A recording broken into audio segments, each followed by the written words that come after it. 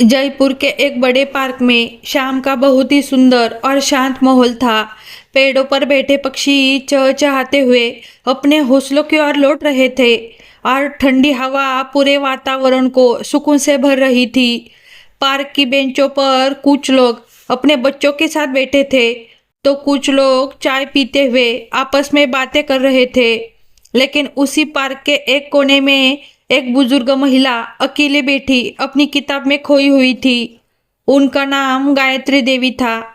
वे पूरे शहर में एक सफल, दयालु और उदार व्यवसायी महिला के रूप में जानी जाती थी। 70 साल की उम्र में भी उनका व्यक्तित्व बहुत संतुलित और प्रभावशाली था। उन्होंने अपनी मेहनत और ईमानदारी से अपना व्यापार खड़ा किया, अपने बच्चों को अच्छे संस्कार दिए और अनाथालय और गरीब लोगों की हमेशा मदद की। लेकिन अपने पति के गुजर जाने के 20 साल बाद भी वे अंदर से खुद को अकेला महसूस करती थी। उनके पास धन, इज्जत और पहचान सब कुछ था, फिर भी वे अक्सर शाम के समय इस पार्क में आकर शांति से बैठती थी। एक दिन जब वे अपनी किताब पढ़ रही थी, तभी उन्हें एक बहुत ही दर्द भरी और मीठी धुन सुनाई दी। वह धुन उनके दिल को छू गई और वे कुछ पल के लिए ठहर सी गई। उन्होंने अपनी किताब बंद की और सामने देखा, जहां पार्क के दूसरे कोने में एक युवा लड़का पुरानी लकड़ी की बेंच पर बैठा गिटार बजा रहा था। उस लड़के का नाम करण था। वह केवल 21 साल का था, लेकिन उसके चेहरे पर जिंदगी की मुश्किलों के निशान साफ दिखाई देते थे। वह बचपन से ही अनाथ था और कभी रिश्तेदारों के घर बोझ बनकर रहा, तो कभी अनाथालय में कठिन जीवन बिताया और कभी मजदूरी करके अपना पेट पाला। गरीबी की वजह से उसकी पढ़ाई अधूरी रह गई थी।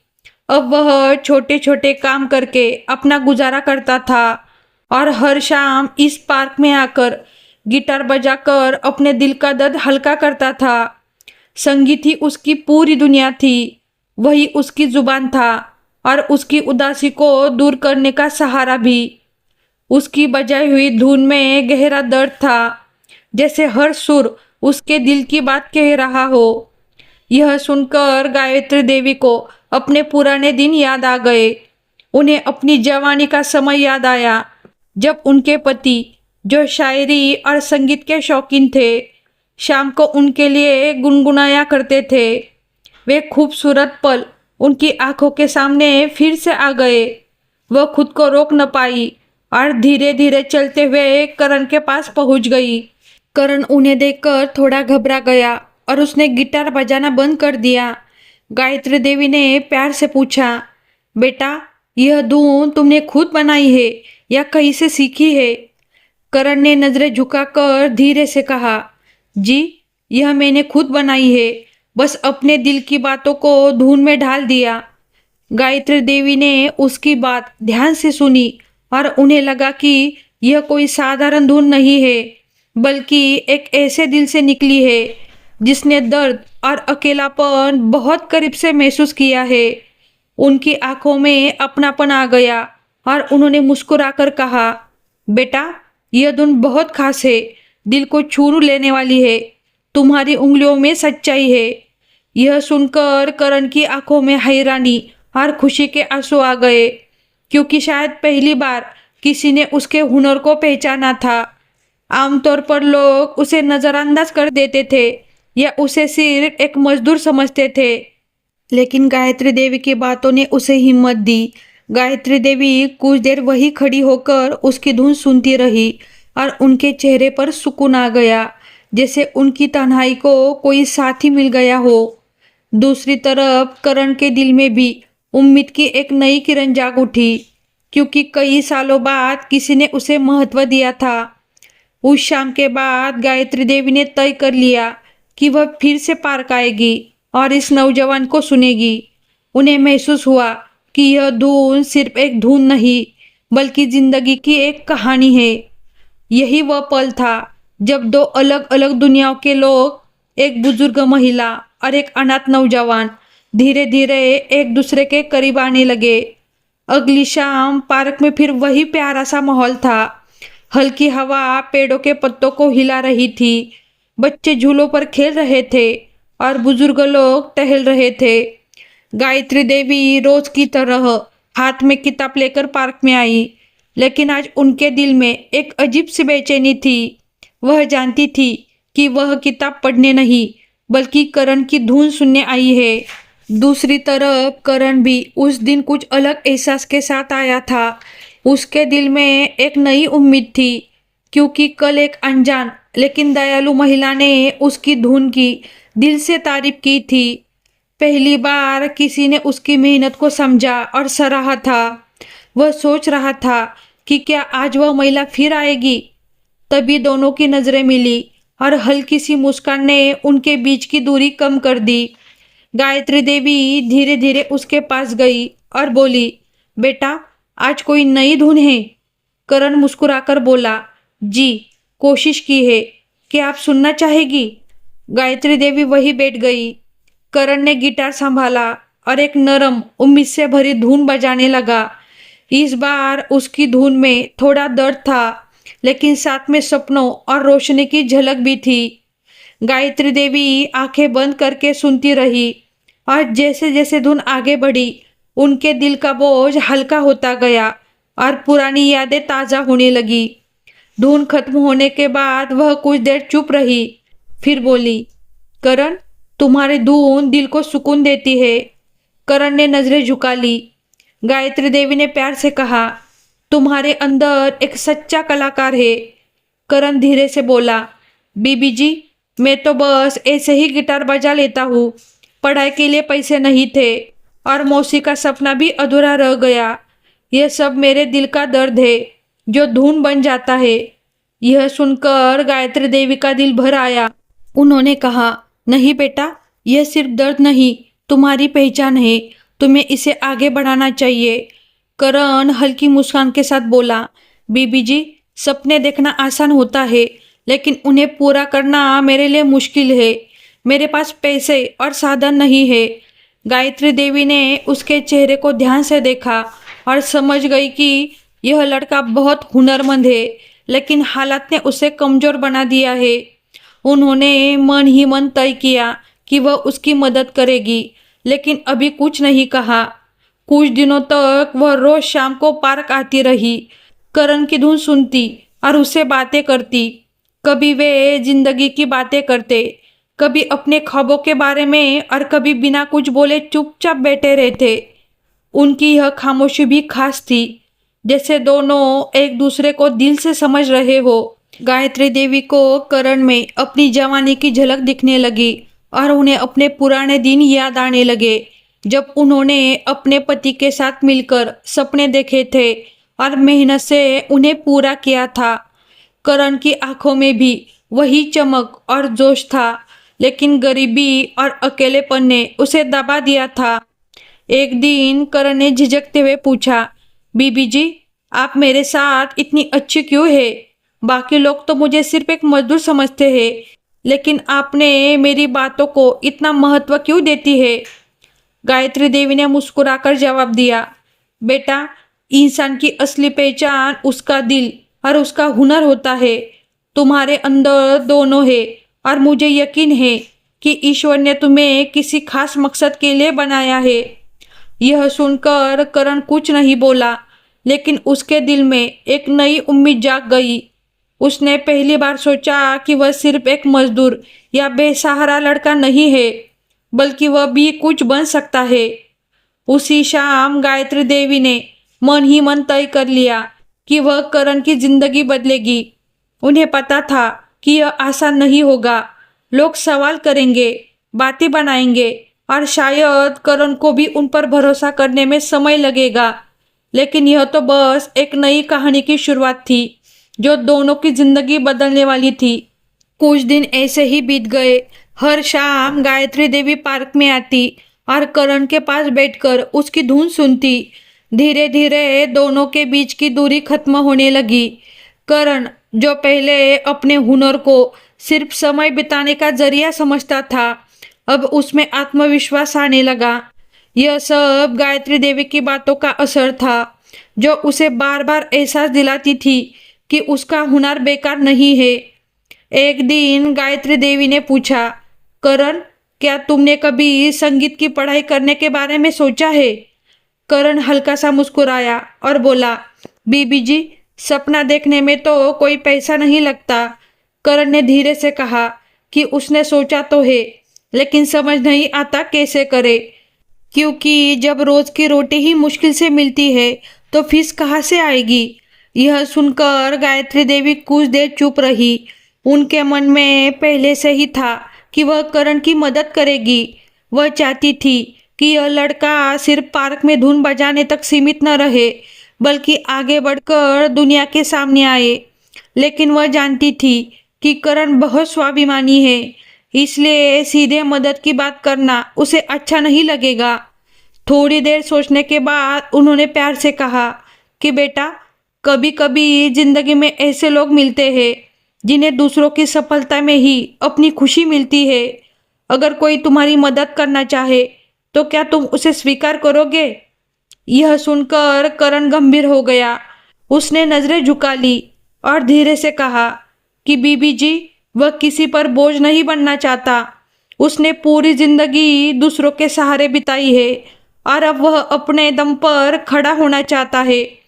गायत्री देवी ने उसके कंधे पर हाथ रखकर समझाया कि यह बोझ नहीं, बल्कि उसके भविष्य के लिए एक सहारा है और उसका हुनर बर्बाद नहीं होना चाहिए। अगले दिन गायत्री देवी ने अपने बेटे को फ़ोन किया और एक अच्छी संगीत अकादमी के बारे में जानकारी ली।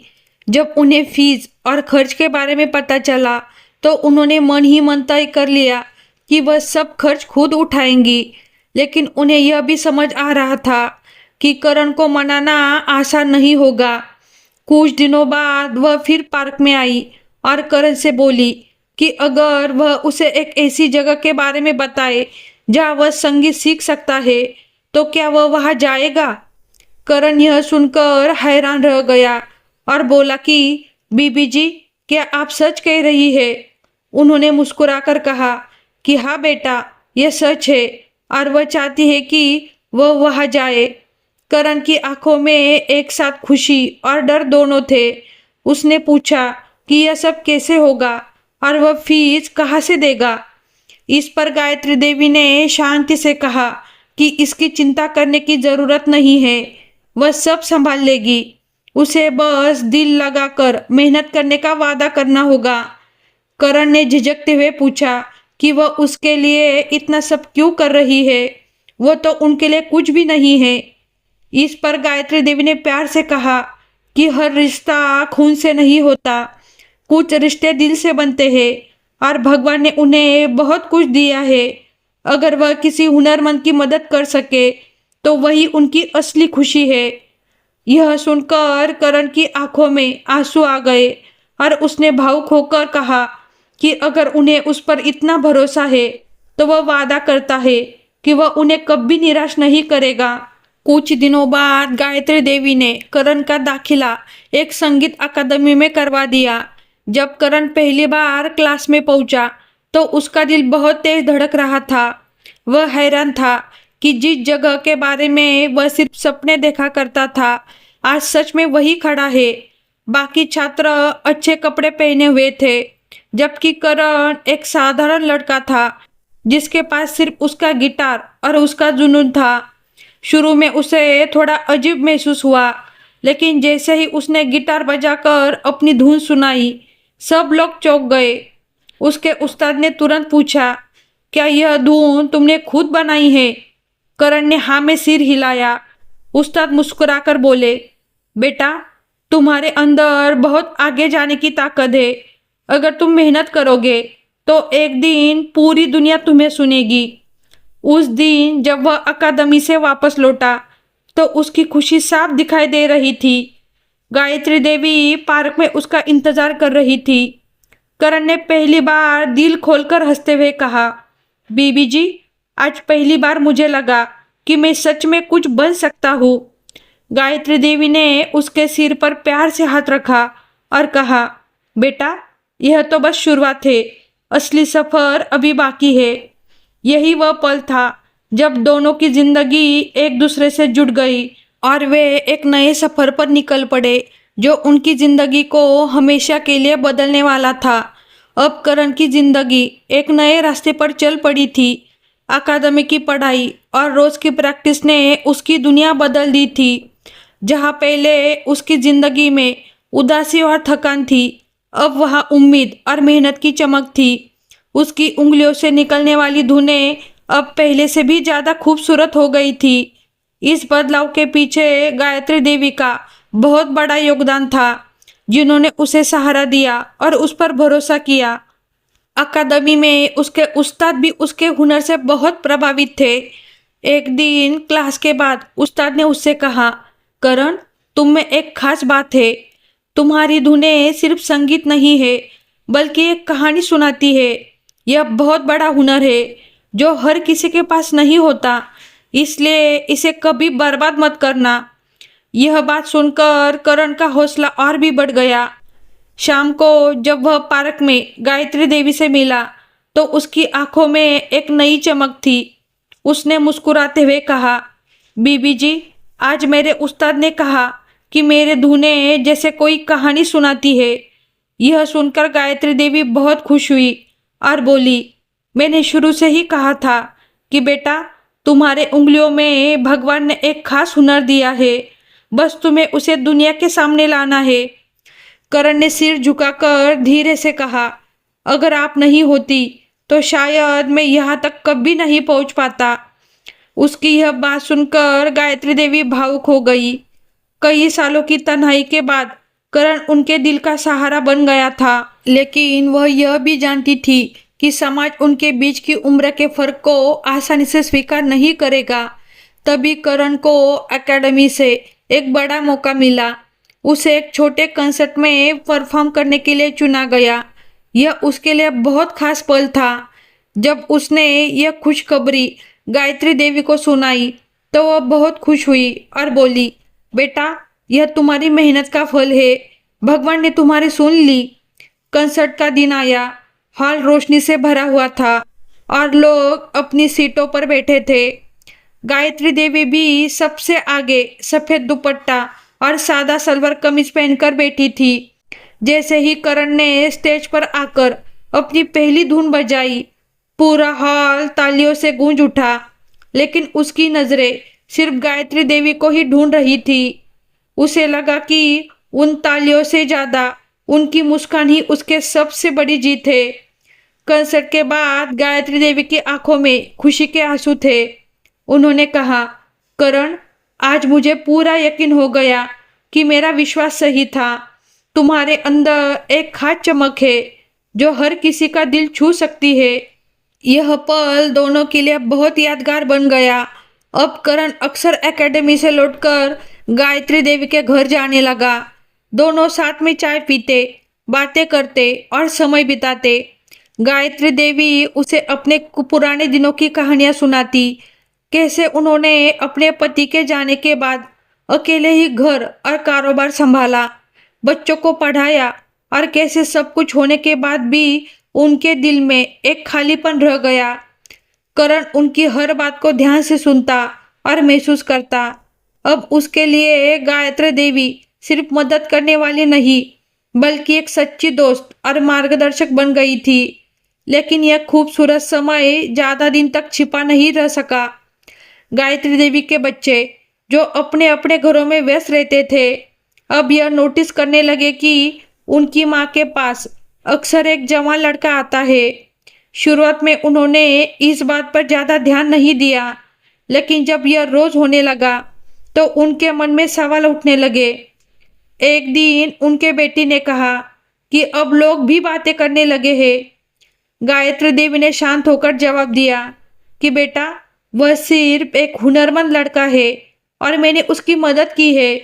लेकिन बेटी नाराज होकर बोली कि मदद तक तो ठीक था, अब बात कुछ ज़्यादा बढ़ रही है। आपको सोचना चाहिए कि लोग क्या कहेंगे।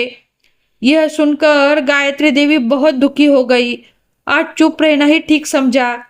लेकिन उन्हें पता था कि उनके बच्चों का शक और बढ़ेगा। दूसरी तरफ करण के दोस्त भी उसका मजाक उड़ाने लगे और कहते कि तुम एक बड़ी उम्र की औरत के साथ समय बिताते हो, लोग कहते हैं कि तुम उसकी दौलत के पीछे हो। यह बातें करण को बहुत दुख देती थी, लेकिन वह चुप रहता था। एक दिन उसने गायत्री देवी से कहा कि शायद लोग सही कहते हैं। मैं आपकी जिंदगी में कौन हूँ? शायद मैं सिर्फ एक बोझ हूँ। यह सुनकर गायत्री देवी ने उसकी आंखों में देखकर भरोसे से कहा कि करण, दुनिया कुछ भी कहे, सच्चाई हम जानते हैं और सच्चे रिश्ते दूसरों की बातों पर नहीं छोड़े जाते।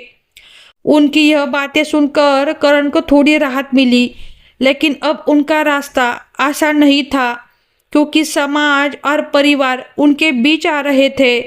अब असली परीक्षा शुरू होने वाली थी और कहानी एक ऐसे मोड़ पर पहुंच गई थी जहां अपने जज्बात छिपाना मुश्किल हो गया था।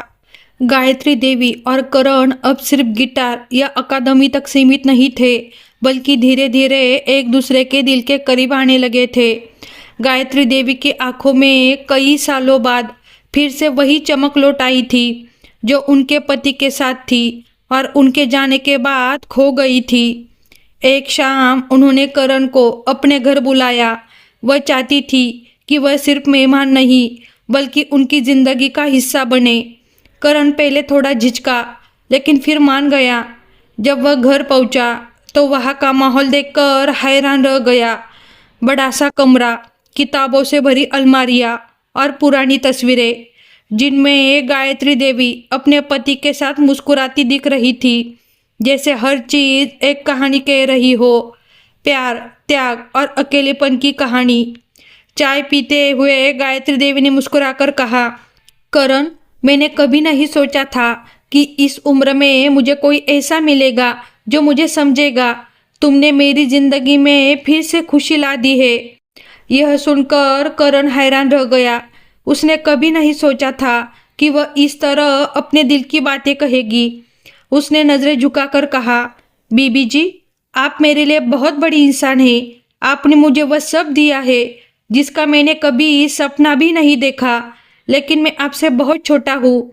गायत्री देवी ने कहा, प्यार में छोटा बड़ा कुछ नहीं होता, दिल की कोई उम्र नहीं होती। उनकी ये बात करण के दिल को गहरा से छू गई। उसे महसूस होने लगा कि उसके दिल में भी गायत्री देवी के लिए खास जगह बन चुकी है, लेकिन समाज का डर और अपनी कम उम्र उसे रोक रही थी, इसलिए वह चुप रहा। कुछ दिनों बाद अचानक हालत बदल गए। जब गायत्री देवी को दिल का दौरा पड़ा और उन्हें अस्पताल ले जाया गया। यह खबर सुनकर करण घबरा गया और तुरंत अस्पताल पहुंचा, लेकिन वहां उनके बच्चों ने उसे रोक दिया। बड़े बेटे ने गुस्से में कहा, तुम्हें यहाँ आने की इजाज़त नहीं है। मेरी माँ तुम्हारी वजह से पहले से ही परेशान है, अब उन्हें और तकलीफ मत दो। यह सुनकर करण की आंखों में आंसू आ गए और उसने विनती की, मुझे बस एक बार उनसे मिलने दो, मैं किसी को नुकसान नहीं पहुंचाऊंगा। लेकिन बच्चों का दिल सख्त हो चुका था। उन्होंने उसे धमकी दी कि अगर वह दोबारा आया तो पुलिस बुला लेंगे।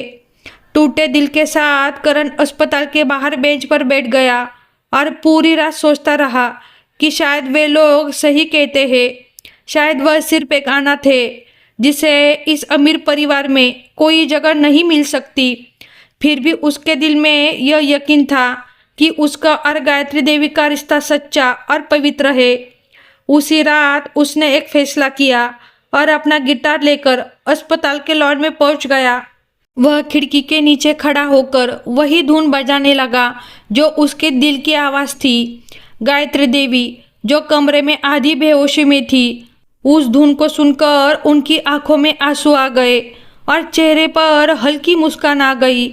उनके बच्चे भी खिड़की से यह सब देख रहे थे और हैरान थे कि यह लड़का उनकी माँ के लिए इतनी सच्चाई और प्यार से गा रहा है। जब धुन खत्म हुई तो वहाँ गहरी खामोशी छा गई। उसी पल बच्चों को एहसास हुआ कि यह रिश्ता किसी ज़रूरत या पैसा का नहीं, बल्कि सच्चे दिल से जुड़ा हुआ है और उनके दिल धीरे धीरे नरम होने लगे। अगले दिन उन्होंने करण को कमरे में आने की इजाज़त दे दी। जब करण अंदर गया तो गायत्री देवी ने कमज़ोर लेकिन संतोष भरी मुस्कान के साथ उसका हाथ पकड़ा और कहा कि उन्हें पता था वह जरूर आएगा और उसके गाने ने उन्हें जीने की नई ताकत दी है। यह पल दोनों के लिए बहुत खास था। अब बच्चे भी समझने लगे थे कि करण की नीयत साफ है, लेकिन उनके दिल में अभी भी थोड़ा डर था, क्योंकि वे जानते थे कि समाज इस रिश्ते को आसानी से स्वीकार नहीं करेगा। करण ने अपने दिल में ठान लिया कि अब वह पीछे नहीं हटेगा, चाहे लोग कुछ भी कहे। वह गायत्री देवी का साथ देगा, क्योंकि उसने पहली बार समझा था कि सच्चा प्यार त्याग मांगता है और यही उसकी असली ताकत होती है। अस्पताल से घर आने के बाद गायत्री देवी की तबीयत पहले जैसे नहीं रही और डॉक्टर ने उन्हें पूरी तरह आराम करने को कहा। करण हर शाम उनसे मिलने जाता, उनके लिए फल लेकर जाता, उनके लिए दुआ करता और उन्हें अपने धुनें सुनाता, जिनमें उसका सच्चा प्यार झलकता था। धीरे धीरे गायत्री देवी की आंखों में फिर से चमक आने लगी, लेकिन उनके आसपास विरोध भी बढ़ने लगा। उनके बेटे और बेटी ने साफ कह दिया कि उन्हें यह रिश्ता मंजूर नहीं है, क्योंकि करण उनसे उम्र में बहुत छोटा है, उसका कोई बड़ा परिवार नहीं है और उन्हें शक है कि वह पैसों के लिए उनके करीब आया है।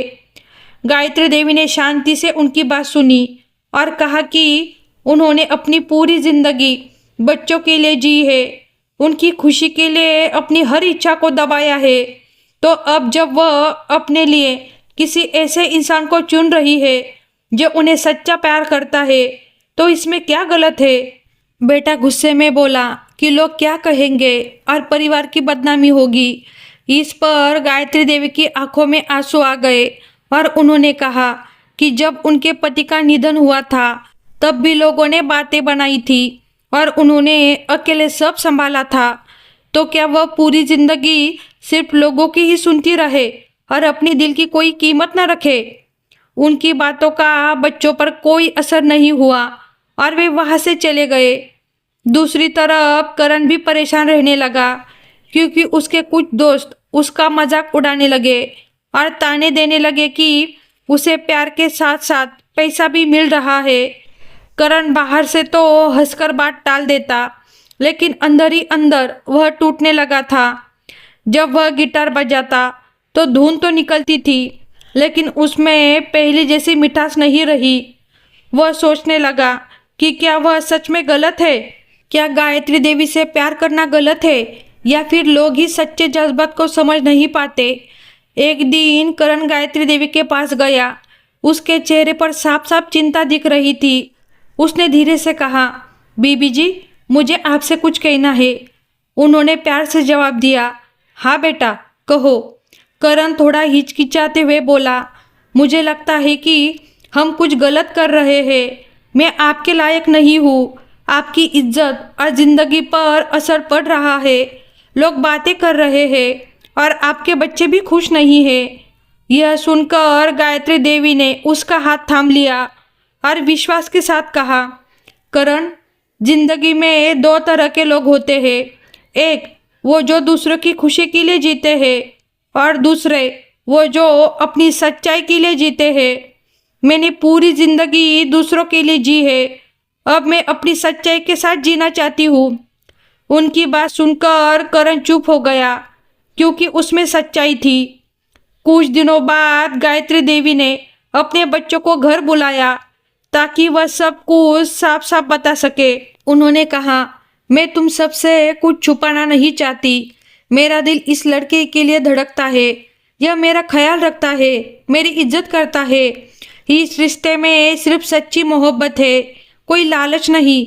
अगर तुम मेरे फैसले का सम्मान करोगे तो मुझे खुशी होगी, और अगर नहीं भी करोगे तो भी मैं अपने दिल की सुनूंगी। बच्चों ने एक दूसरे की तरफ देखा, कुछ चुप हो गए, कुछ ने मुंह फेर लिया, लेकिन गायत्री देवी के चेहरे का आत्मविश्वास देखकर कोई कुछ कह नहीं पाया। अब करण पहले से ज्यादा समझदार हो गया था। उसने अपने काम पर ध्यान देना शुरू किया और मन में ठान लिया कि वह इस रिश्ते की सच्चाई और इज्जत को साबित करके दिखाएगा। समय भी जैसे उनका साथ दे रहा था और दोनों के बीच की दूरियां धीरे धीरे खत्म हो रही थी। एक तरफ गायत्री देवी का मजबूत इरादा था, दूसरी तरफ करण का सच्चा दिल और उनके बीच की खामोशी जो बिना कुछ कहे सब कुछ कह देती थी। यही सब मिलकर एक ऐसे रिश्ते की शुरुआत कर रहे थे जिसे दुनिया भले अजीब माने, लेकिन दिल उसे सच्चा मान रहा था। एक शाम गायत्री देवी ने करण को चाय पर बुलाया। वह खुद भी अच्छे से तैयार होकर आई। हल्की गुलाबी शॉल और सफ़ेद कपड़ों में वह बहुत शांत, गरिमामयी और सम्मानित लग रही थी। करण ने गायत्री देवी को देखकर कहा, बीबी जी, आज आप बहुत खास लग रही है। गायत्री देवी मुस्कुराई और बोली, क्योंकि आज मुझे तुमसे एक ज़रूरी बात करनी है। करण थोड़ा गंभीर हो गया और बोला, जी बताइए। तब गायत्री देवी ने कहा, करण, मैं चाहती हूँ कि हम अपने रिश्ते को एक नाम दें।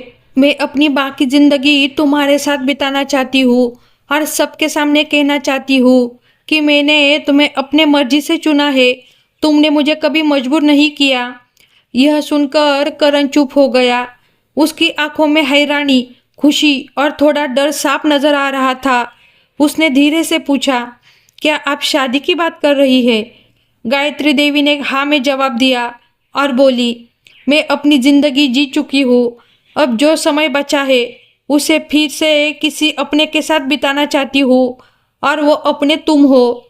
यह सुनकर करण ने सिर झुका लिया और कुछ देर बाद बोला, मैं खुद को आपके लायक नहीं समझता।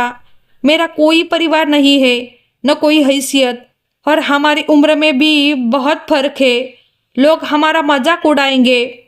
तब गायत्री देवी ने उसका हाथ पकड़कर कहा, दुनिया तो तब भी हंसी थी जब मैंने अपने पति के बिना जिंदगी संभाली थी और अपना काम अकेले चलाया था। अब भी अगर लोग हंसते हैं तो हंसने दो। मुझे तो बस दिल का सुकून चाहिए जो मुझे तुमसे मिलता है।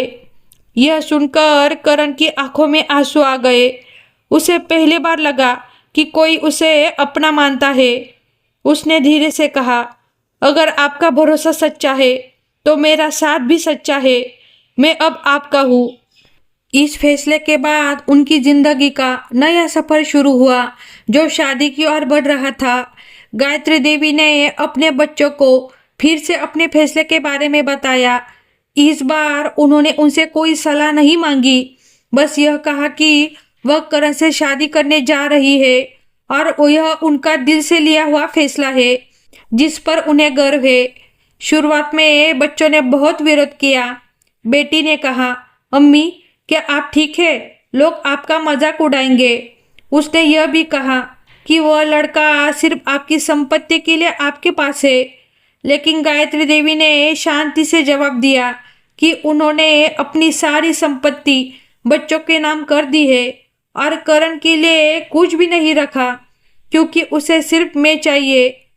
अगर तुम लोग सच्चे दिल से समझ सकते हो तो मेरे फैसले को स्वीकार करो, नहीं तो मैं तुम्हें दुआओं के साथ जाने देती हूँ। यह सुनकर बच्चे चुप हो गए। धीरे धीरे लोगों का विरोध कम होने लगा जब उन्होंने देखा कि करण सच में गायत्री देवी का बहुत ख्याल रखता है। उनकी दवाइयों से लेकर पूजा और छोटी छोटी बातों तक तो उनके दिल बदलने लगे। आखिरकार दोनों की शादी सादगी से लेकिन पूरे सम्मान के साथ हुई। इसमें कुछ करीबी दोस्त, पड़ोसी और अपने लोग ही शामिल हुए। वहाँ कोई दिखावा नहीं था, लेकिन हर तरफ सच्चे प्यार की खुशबू थी।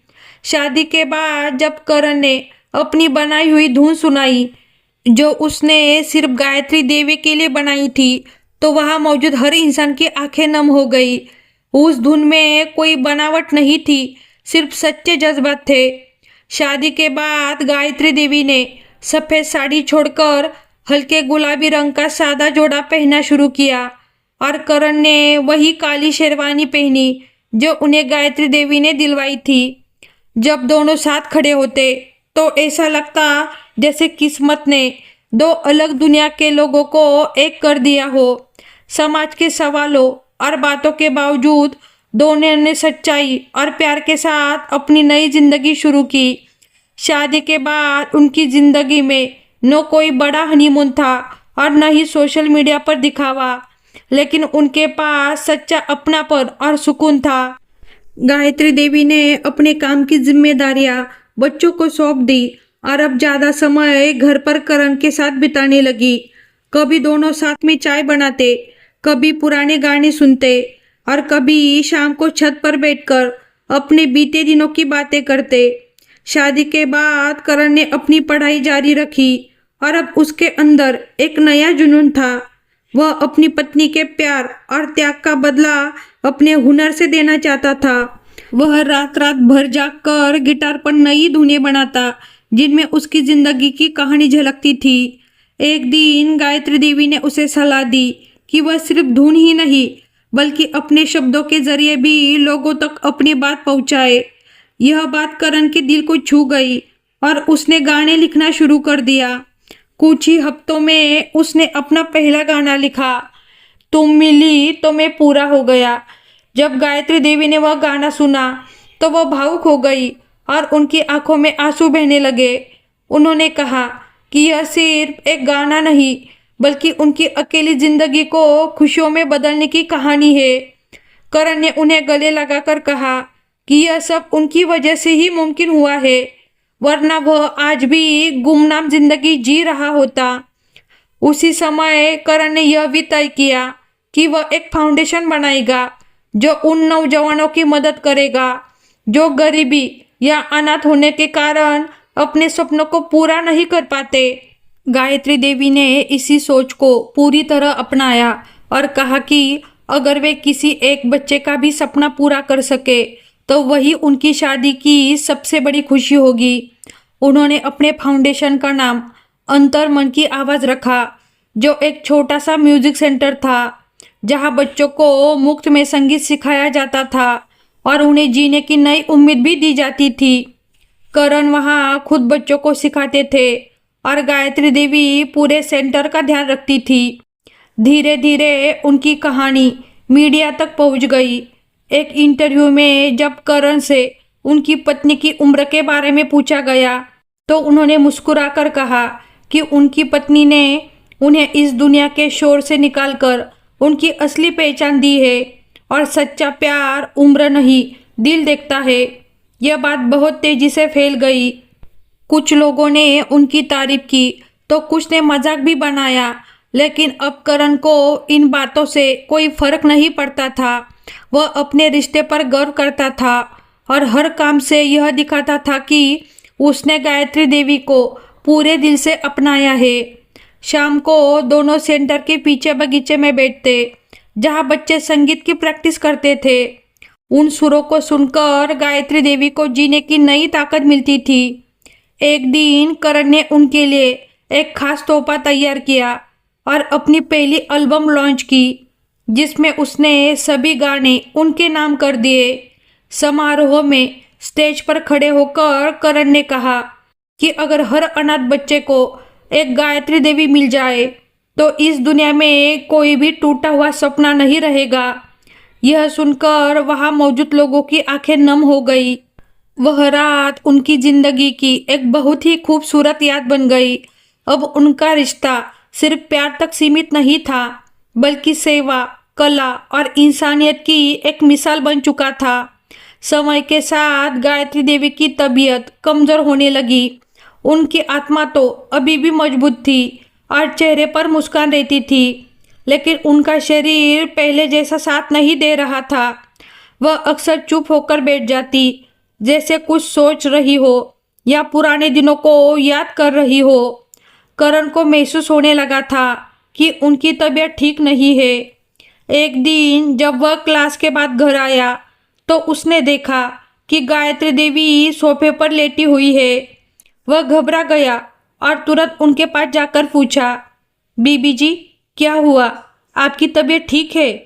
गायत्री देवी ने हल्की मुस्कान के साथ कहा कि अब उनका शरीर थकने लगा है और उम्र का असर महसूस हो रहा है। यह सुनकर करण उन्हें तुरंत अस्पताल ले गया, जहां डॉक्टरों ने जांच के बाद बताया कि उनका दिल कमज़ोर हो रहा है और उन्हें अब ज़्यादा आराम की ज़रूरत है। इसके बाद करण ने अपने सारे काम कम कर दिए, फाउंडेशन का काम दूसरों को दे दिया और एल्बम की प्रमोशन भी रोक दी ताकि वह पूरा समय गायत्री देवी के साथ बिता सके। वह दिन भर उनकी दवाइयाँ, खाने पीने और आराम का ध्यान रखता और शाम को उनके लिए धीमी धीमी धुनें बजाता जिनमें सिर्फ एहसास होते थे। एक शाम दोनों छत पर बैठे थे। आसमान में तारे चमक रहे थे और ठंडी हवा चल रही थी। तभी गायत्री देवी ने धीरे से पूछा कि अगर वह ना रहे तो करण क्या करेगा। यह सुनकर करण बहुत दुखी हो गया और बोला कि ऐसा मत कहिए, आप मेरी जिंदगी की रोशनी है, आपके बिना मैं अंधेरे में खो जाऊंगा। तब गायत्री देवी ने उसका हाथ पकड़कर समझाया कि भले ही उनका साथ खत्म हो जाए लेकिन उनकी कहानी हमेशा जिंदा रहेगी और करण को उनकी यादों के साथ जीना होगा और जो उन्होंने मिलकर बनाया है उसे आगे बढ़ाना होगा।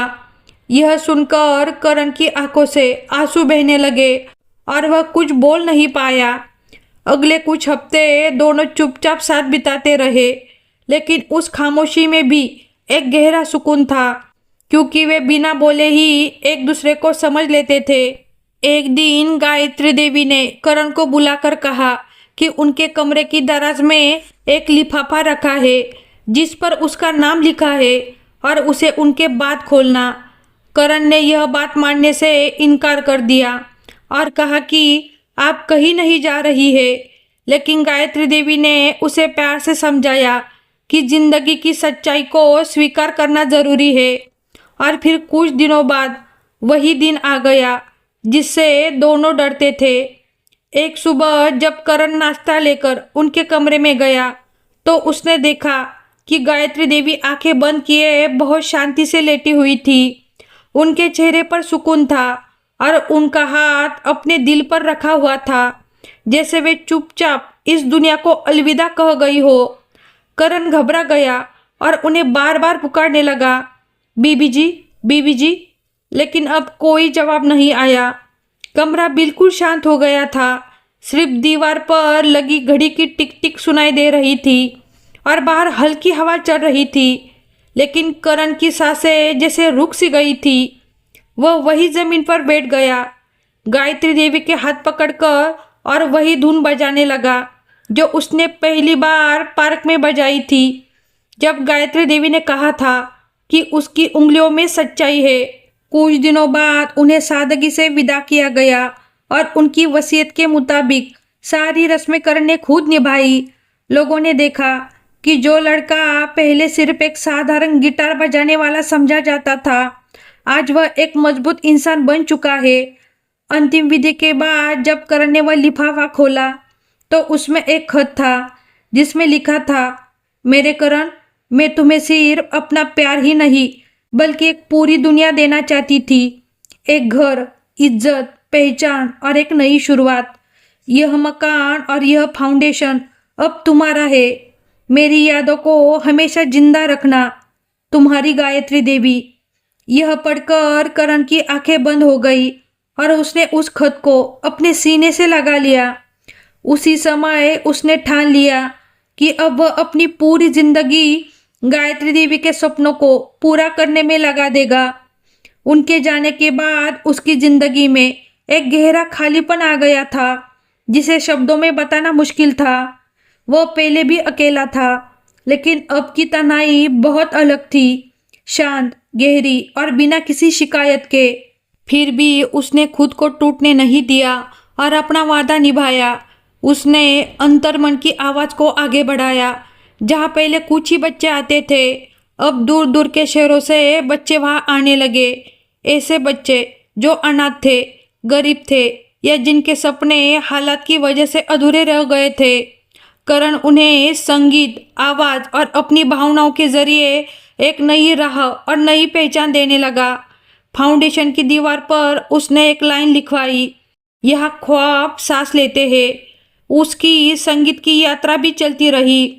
उसने कई एल्बम निकाले जिनके ज़्यादातर गाने उन यादों से जुड़े थे जो उसने गायत्री देवी के साथ बिताई, जैसे तेरी धुन में जो सुकून था, उम्र का फासला, दिल का रिश्ता और बीबी जी की बेंच। ये गाने सुनकर लोग भावुक हो जाते और उनकी आंखें नम हो जाती। एक दिन जयपुर की एक यूनिवर्सिटी ने करण को सम्मान दिया और उसे यूथ रोल मॉडल के रूप में बुलाया। जब वह मंच पर माइक्रोफोन लेकर खड़ा हुआ तो पूरे हॉल में शांति छा गई। उसने कहा, आज मैं जहाँ भी हूँ वह सिर्फ मेरी मेहनत से नहीं बल्कि एक औरत के भरोसे से संभव हुआ है। वह औरत जो मेरी माँ जैसी थी, दोस्त जैसी थी और आखिर मेरी पत्नी बनी। लोगों ने उसे बहुत कुछ कहा, उसने सब सहा, लेकिन उसकी मोहब्बत सच्ची थी। उसने करण को इज्जत दी, पहचान दी और जीने का मकसद दिया। लोगों ने तालियां बजाई, लेकिन करण के दिल में सिर्फ गायत्री देवी का चेहरा था। घर की हर चीज़ उसे उनकी याद दिलाती। सोफे पर रखा सफ़ेद शॉल, मेज पर उनकी पसंदीदा चाय की प्याली और दरवाजे पर लगी उनके नाम की तख्ती। हर महीने वह फाउंडेशन के बच्चों को अपने घर बुलाता, जहाँ सब मिलकर खाना खाते, हंसते और नए सपने देखते। उस दिन वह बच्चों को एक कहानी सुनाता, एक बूढ़ी औरत और एक अनाथ लड़के की, जिन्होंने समाज और हालात के खिलाफ जाकर अपनी अलग दुनिया बनाई। करण ने अपने घर के एक कोने में गायत्री लाइब्रेरी बनाई, जहाँ उनकी यादों से जुड़ी किताबें और तस्वीरें रखी गई। फाउंडेशन में आने वाला हर नया बच्चा सबसे पहले इस लाइब्रेरी में जाता और करण उसे एक तस्वीर दिखाकर कहता, यह वही औरत है जिसने मुझे बनाया। अगर तुम्हारे सपने सच्चे होंगे तो तुम्हें भी किसी न किसी रूप में एक गायत्री देवी जरूर मिलेगी। समय के साथ करण बूढ़ा होने लगा। उसकी दाढ़ी में सफ़ेद बाल आ गए, लेकिन उसके संगीत में वही ताजगी बनी रही। अब जब वह गिटार बजाता तो उसमें सिर्फ धुन ही नहीं बल्कि एक दुआ भी होती थी। एक दिन एक रिपोर्टर ने उससे पूछा, अगर तुम्हें फिर से जिंदगी जीने का मौका मिले तो क्या तुम यही रास्ता चुनोगे? करण हल्के से मुस्कुराया और बोला, अगर मुझे दोबारा जिंदगी मिली तो मैं वही पल फिर से जीना चाहूँगा। वही बेंच, वही शाम, वही पहली धुन और वही गायत्री देवी जो चुपचाप आकर मेरी किस्मत बन गई और मेरे दिल को छू गई। अब करण की जिंदगी मिट्टी की खुशबू जैसी हो गई थी। बहुत साधारण, बहुत सच्ची, लेकिन दिल में गहराई तक बच जाने वाली। वह अकेला नहीं था, क्योंकि उसके पास उसकी यादें थी, उसकी आवाज़ें थी और सबसे बढ़कर उसका वह वादा था जिसे वह अपनी आखिरी सांस तक निभाता रहा। तुम चली जाओ, लेकिन मैं तुम्हें हर दिन अपने साथ जिंदा रखूँगा। तो दोस्तों, आपको गायत्री देवी और करण की यह अनोखी प्रेम कहानी कैसी लगी? क्या आपको लगता है कि सच्चा प्यार उम्र और समाज की सीमाओं से ऊपर होता है? अगर आप करण की जगह होते तो क्या आप समाज की परवाह किए बिना अपने दिल की सुनते? इस सवाल का जवाब मुझे कमेंट बॉक्स में ज़रूर दीजिएगा। और हाँ, अगर आपको यह कहानी पसंद आई हो तो हमारे चैनल को लाइक, शेयर और सब्सक्राइब करना बिल्कुल मत भूलिएगा। हम फिर मिलेंगे ऐसी ही एक नई और दिलचस्प कहानी के साथ। तब तक के लिए धन्यवाद।